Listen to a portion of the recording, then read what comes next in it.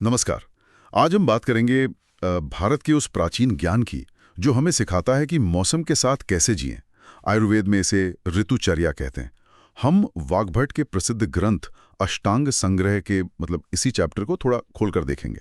मकसद ये समझना है कि हजारों साल पहले प्रकृति के साथ ये जो तालमेल था वो सेहत के लिए क्यों और कैसे जरूरी माना जाता था। तो चलिए शुरू करते हैं। ये जानकारी कहाँ से है, इसका स्रोत क्या है? हाँ, ये जानकारी वैद्यपति सिंह गुप्त के बेटे थे वाग्भट। उनकी अष्टांग संग्रह संहिता से ली गई है। अच्छा, अष्टांग संग्रह। जी, और उसमें भी जो सूत्र स्थान है उसका चौथा अध्याय है, खासतौर पे ऋतुचर्या नाम से। और ये सिर्फ वाग्भट का अपना विचार नहीं है, ये आत्रेय जैसे जो बड़े ऋषि हुए उनकी परंपरा का ज्ञान है। और इसकी शुरुआत होती है एक बहुत ही मौलिक विचार से, काल यानी समय। हाँ, इसे श्रोत में भगवान कहा गया है, अनादि अनंत। और इसी के प्रभाव से सूरज, चांद, ग्रह ये सब बदलते हैं। और फिर पृथ्वी, जल, अग्नि, वायु, आकाश पंच महाभूत, उनमें बदलाव आता है। अच्छा। और यही बदलाव फिर हमारे जन्म, जीवन, मृत्यु, ऋतुओं का बदलना, खाने का स्वाद यानी रस, दवाओं की ताकत वीर्य, और शरीर के जो मूल तत्व हैं दोष, वात, पित्त, कफ, दोष, और हमारी शारीरिक ताकत, इन सब पर सीधा असर डालता है। अच्छा, तो एक तरह से समय ही सब कुछ कंट्रोल कर रहा है। हाँ। और इसे मापने का भी कोई तरीका बताया उन्होंने? हाँ बिल्कुल, बहुत बारीकी से मापा है। जैसे पलक छपकने का समय, मात्रा। हाँ, फिर उससे बड़ी काष्ठा, कला, नाडिका, फिर मुहूर्त जो करीब 48 मिनट का होता है। फिर याम जिसे हम प्रहर कहते हैं, दिन रात में 8। फिर पूरा दिन रात यानी अहोरात्र। फिर पक्ष, मास, ऋतु, अयन और वर्ष। हम आज खास तौर पर ऋतुओं पर ध्यान देंगे। 6 ऋतुएं हैं ना? हेमंत, शिशिर, वसंत, ग्रीष्म, वर्षा और शरद। जी बिल्कुल। और आपने 2 अयन भी कहे, उत्तरायण और दक्षिणायन। इन्हें आदान और विसर्ग काल भी कहते हैं शायद। इनका क्या मतलब है? हाँ, ये समझना बहुत जरूरी है। उत्तरायण जिसे आदान काल भी कहते हैं, इसमें आती हैं शिशिर, वसंत और ग्रीष्म ऋतुएं। इस समय सूरज ज्यादा ताकतवर होता है, किरणें तेज, हवाएं रूखी। तो ये काल क्या करता है, धीरे धीरे पृथ्वी से और हम जीवों से नमी और चिकनाई स्निग्धता वो सोख लेता है। अच्छा। और प्रकृति में इस समय कड़वे, कसैले और तीखे स्वाद ज्यादा प्रबल होते हैं। तो इसका असर हमारे शरीर पर? असर ये कि हमारा शारीरिक बल धीरे धीरे कम होता जाता है। और दूसरा काल विसर्ग काल, वो है दक्षिणायन या विसर्ग काल।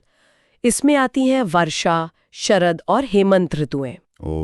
इसमें चंद्रमा का प्रभाव ज्यादा होता है, सूरज थोड़ा कमजोर।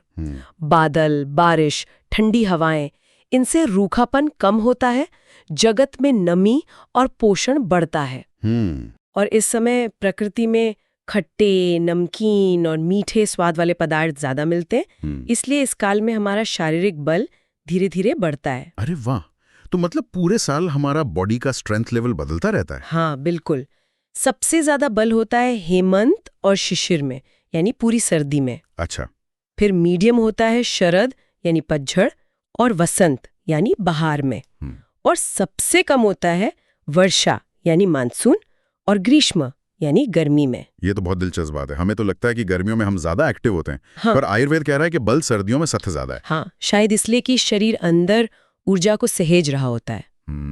चलिए हेमंत और शिशिर से ही बात शुरू करते हैं। शुरुआती और फिर गहरी सर्दी। हाँ। हेमंत में ठंडी हवा चलती है उत्तर से, थोड़ी धूल, धुंध, लोध्र, प्रियंगू जैसे कुछ खास फूल खिलते हैं। जानवर भी ज्यादा मजबूत लगते हैं। नदियों से भाप सी उठती है और कुएं का पानी छुओ तो गर्म लगता है। और शरीर पर क्या असर होता है इसका? होता क्या है कि बाहर ठंड होती है ना। हाँ।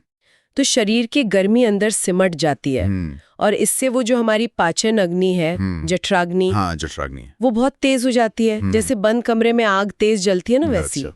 तो फिर खाना पीना भी उसी हिसाब से भारी होना चाहिए? बिल्कुल, जब आग तेज हो तो ईंधन भी अच्छा चाहिए। इसीलिए इस मौसम में स्निग्ध घी तेल वाला खाना, मीठा, खट्टा और नमकीन स्वाद वाला भोजन। यहाँ तक कि कुछ खास तरह के मांस का भी जिक्र है। बिल में रहने वाले, पानी वाले, दलदली इलाकों के जानवरों का, शायद वो ज्यादा पौष्टिक और गर्म होते होंगे। और फिर गुड़, आटे की चीजें, ताजी बनी हुई वाइन का भी जिक्र है, शायद शरीर गर्म रखने के लिए। उड़द, गन्ना, दूध, घी, मक्खन, तेल, नया चावल, मतलब सब भारी पौष्टिक खाना। वाह, आजकल तो लोग सर्दियों में भी हल्का खाने पर जोर देते हैं, पर ये जठराग्नि वाली बात सोचने वाली है। और लाइफस्टाइल कैसी हो? उसमें भी जोर शरीर को गर्म और मजबूत रखने पर है, जैसे व्यायाम करना, उद्वर्तन यानी उबटन लगाना, अभ्यंग यानी तेल मालिश करना, अच्छा। फिर स्वेदन मतलब पसीना निकालना, स्टीम लेना जैसा। औषधीय धूम्रपान का भी जिक्र है, शायद सांस की नली के लिए। आंखों में अंजन लगाना और धूप सेंकना। धूप सेंकना तो समझ आता है। हाँ, फिर शौच के लिए गर्म पानी इस्तेमाल करना, रहने के लिए तहखाने या गर्म कमरे, रात को पास में अंगीठी रख के मोटे कंबल में सोना, शरीर पर केसर या अगरू जैसे गर्म लेप लगाना, गर्म पर हल्के कपड़े पहनना और समय पर सोना ऐसे कमरे में जहां खुशबूदार धुआं किया गया हो। और शिशिर ऋतु, जो और गहरी सर्दी है, वो हेमंत जैसी ही है, पर ठंड और रूखापन वो और भी ज्यादा होता है। बादल, हवा, कभी कभी बारिश के कारण, और साथ में ये आदान काल का हिस्सा है तो रूखापन वैसे भी बढ़ता है। इसलिए शिशिर में हेमंत वाली जो दिनचर्या है उसे और सख्ती से पालन करने को कहा है, ताकि शरीर में चिकनाई और बल बना रहे। तो मतलब सर्दियों का निचोड़ ये हुआ कि अंदर की गर्मी और पाचन शक्ति बढ़ जाती है, इसलिए पौष्टिक खाओ और शरीर को बाहर की ठंड से बचाओ। अच्छा, अब आते हैं वसंत पर, बाहर का मौसम। हाँ, वसंत, दक्षिणी हवा, हल्की सुनहरी धूप, पेड़ों पर नई पत्तियां, फूल ही फूल, पलाश, अशोक, आम, कोयल और भौरों की आवाजें, माहौल बड़ा अच्छा होता है। सुनने में तो बहुत बढ़िया है, पर शरीर पर इसका क्या असर होता है? कुछ अलग होता है क्या? हाँ, यहाँ थोड़ा ध्यान देना होता है। सर्दियों में जो कफ शरीर में जमा हो जाता है ना, स्वाभाविक रूप से, हाँ, भारीपन सा लगता है। बिल्कुल, वो वसंत की गर्मी से पिघलने लगता है, और ये पिघलावा कफ हमारी पाचन अग्नि को मंद कर देता है। जैसे गीली लकड़ी आग को धीमा कर देती है। अच्छा, तो फिर? इससे फिर शरीर में भारीपन, आलस, जुकाम, खांसी, मतलब कफ वाले रोग होने का डर बढ़ जाता है। ओहो, तो वसंत एक तरह से बॉडी के डिटॉक्स का टाइम हुआ। इस बढ़े हुए कफ का क्या करें फिर? सही कहा। आयुर्वेद में इसके लिए कुछ उपाय बताए हैं, जैसे तीक्ष्ण वमन यानी उल्टी कराना। उल्टी? हाँ, औषधि देकर, फिर औषधीय धूम्रपान, गंडूश यानी गरारे करना, और नावन यानी नाक में दवा डालना, जिसे नस्य कहते हैं। ये तो आजकल सुनने में बड़े अजीब लगते हैं। हाँ, शायद, पर इनका मकसद यही था कि बढ़े हुए कफ को शरीर से बाहर निकालें, शरीर को हल्का करें। इनके अलावा व्यायाम और सूखा उद्वर्तन, मतलब बिना तेल के पाउडर से मालिश, वो भी कफ कम करते हैं। और खाने पीने में? खाने में शहद अच्छा बताया है, वो कफ को सुखाता है। जौ, गेहूं और जांगल मांस यानी सूखे प्रदेश के जानवरों का हल्का मांस। और इस मौसम में दोस्तों के साथ बागीचों में घूमना, नहाना, अच्छे कपड़े, गहने, माला पहनना, चंदन, अगरू का लेप लगाना, ये सब मन को खुश रखते हैं, जो शायद कफ के भारीपन को बैलेंस करता हो। पीने के लिए कुछ खास? हाँ, कुछ खास तरह की मेडिकेटेड वाइन्स का जिक्र है। आसव, अरिष्ट, शीधु, मार्द्विक, माधवे, शायद ये पाचन बढ़ाती हों और कफ कम करती हों। या फिर नागर मोथा और सोंठ जैसी जड़ी बूटियों से उबला पानी, या खदिर की छाल का पानी, या फिर शहद मिला पानी। और वसंत में क्या बिल्कुल नहीं करना चाहिए? भारी खाना, ठंडा, चिकना, खट्टा और मीठा भोजन, ये सब कफ बढ़ाएंगे, तो इनसे बचना है। और सबसे जरूरी, दिन में सोना मना है। दिन में सोना क्यों मना है? उससे कफ और आलस दोनों बढ़ते हैं। अच्छा, तो वसंत का सार हुआ, जमा हुए कफ को निकालो, शरीर को हल्का करो और पाचन शक्ति जगाओ। चलिए, अब चलते हैं ग्रीष्म ऋतु की तरफ, यानी भयंकर गर्मी। ग्रीष्म ऋतु, जब सूरज बिल्कुल तीखा होता है, अलसी के फूल जैसा कहा है उसे। दिशाएं, धरती सब तप रहे होते हैं, गर्म हवाएं, जानवर भी प्यास और गर्मी से परेशान। पानी कम होने लगता है, पेड़ छाया नहीं दे पाते, पत्ते झड़ जाते हैं। ये अदान काल का पीक है। सूरज सबसे ज्यादा नमी और ऊर्जा खींच लेता है। तो जाहिर है शरीर में कमजोरी और रूखापन बढ़ेगा। ऐसे में क्या चीजें अवॉइड करनी चाहिए? बिल्कुल, इस मौसम में व्यायाम और धूप में जाना तो बिल्कुल मना है। खाने में तीखा, खट्टा, नमकीन और गर्म तासीर की चीजें नहीं खानी चाहिए। और शराब? हाँ, मद्य या तो पिए ही नहीं, या फिर बहुत ज्यादा पानी मिलाकर बहुत कम।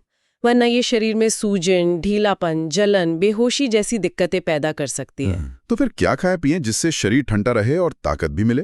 मीठा, ठंडा, हल्का चिकना और तरल भोजन सबसे अच्छा है। जैसे नए मिट्टी के बर्तन में रखा ठंडा शरबत, सत्तू पीना बहुत अच्छा माना गया है। सत्तू तो आज भी पीते हैं गर्मियों में। हाँ, बिल्कुल। फिर जंगल मांस, शाली चावल, दूध, घी, अंगूर, नारियल पानी, शक्कर, ये सब पोषण और ठंडक देते हैं। और लाइफस्टाइल में? उसमें भी ठंडक और आराम पर जोर है। जैसे ताड़ के पंखे से हवा करना, मोतियों या कमल के फूलों की माला पहनना, चंदन का लेप लगाना, ठंडे पानी वाली जगह जैसे तालाब, बावड़ी, नदी किनारे या ठंडे बगीचों में समय बिताना, कपड़े पतले और हल्के रंग के। दिन में सोना हो तो धारागृह मतलब जहां फव्वारे लगे हों वैसी ठंडी जगह पर सोएं। रात में खुली छत पर फूलों की खुशबू के बीच शरीर पर कपूर चंदन लगाकर सोना। और हाँ, मैथुन भी संयम से करने को कहा है ताकि ऊर्जा बचे। तो गर्मी का मंत्र हुआ ठंडा रहो, ऊर्जा बचाओ, तरल पदार्थ ज्यादा लो। अब आई वर्षा ऋतु, मॉनसून।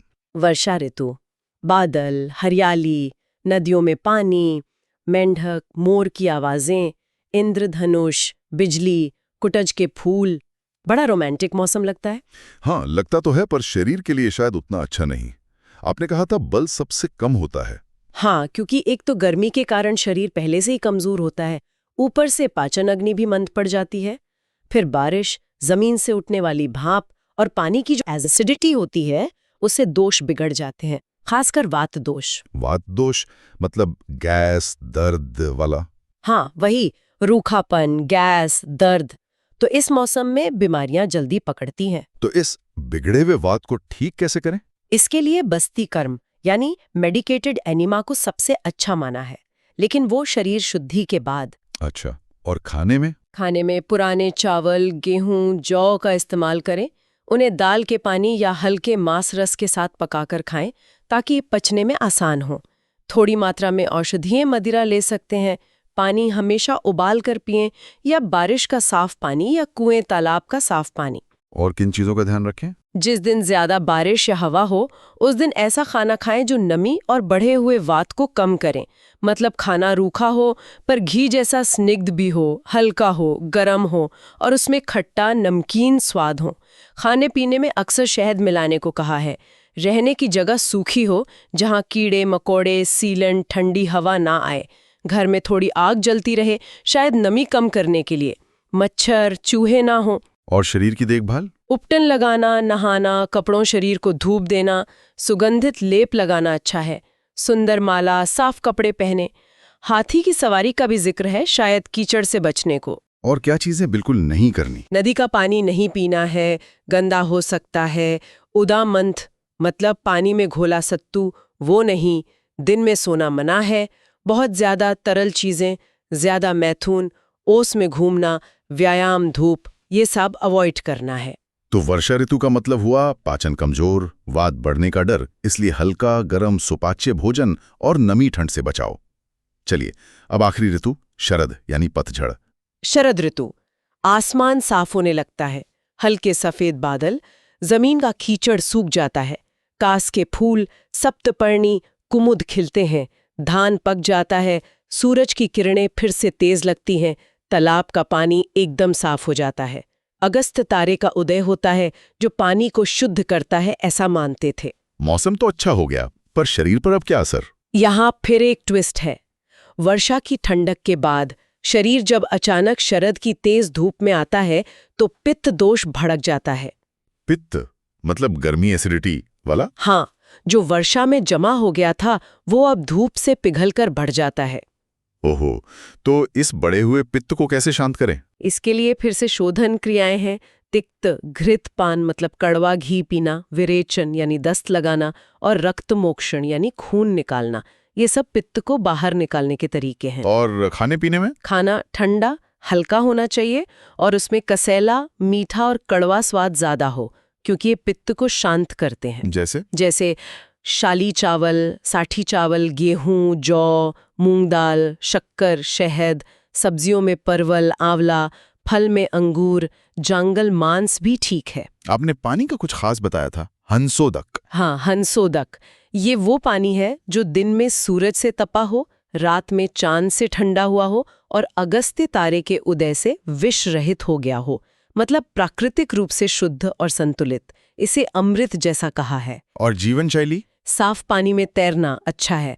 हल्के साफ कपड़े पहने, माला पहने, शरीर पर शीतल उशीर यानी खस का लेप लगाएं और खासकर शाम को छत पर चांद की रोशनी में बैठना, वो पित्त को शांत करता है। और क्या नहीं करना चाहिए शरद में? बहुत ज्यादा पेट भरकर खाना नहीं है। दही नहीं खाना, वो पित्त बढ़ाता है। तेज धूप, क्षार, वसा, तेल, पूरब की हवा, तेज शराब, दिन में सोना और ओस में जाना, इन सब से बचना है। तो शरद ऋतु मतलब पित्त शांत करो, शरीर को साफ करो और आने वाली सर्दी के लिए तैयार हो जाओ, खासकर उस हंसोदक पानी से। अच्छा, ये तो हो गई 6 ऋतुएं। क्या कुछ ऐसे नियम भी हैं जो हर मुहर्रम में फॉलो करने चाहिए? हाँ, एक बहुत जरूरी बात है, नित्य सर्व रसाभ्यास। मतलब रोज के खाने में 6 के 6 स्वाद, मीठा, खट्टा, नमकीन, तीखा, कड़वा, कसैला होने चाहिए। अच्छा, बैलेंस के लिए। बिल्कुल। लेकिन हर मौसम में जो स्वाद उस मौसम के लिए अच्छे बताए हैं, उनको थोड़ा ज्यादा खाना चाहिए। और आपने शुरू में कहा था कि मौसम का बदलाव अचानक नहीं करना चाहिए। हाँ, बिल्कुल।